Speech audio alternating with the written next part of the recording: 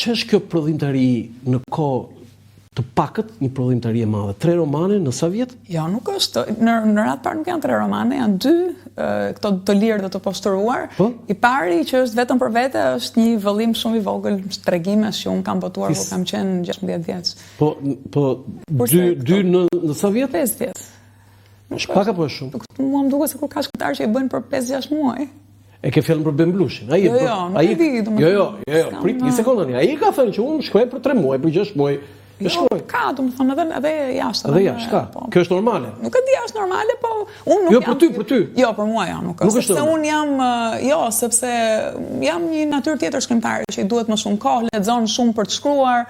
Domethënë, unë kam duket sikur kur bëj një roman, sikur po bëj një doktorat, edhe është 4 vjet është zakonisht pjesa, për 4 vjet duhen për një punim doktorate. Edhe për një libër unë nuk ja dal dot, unë kam admirim shumë të madh për shkrimtarët që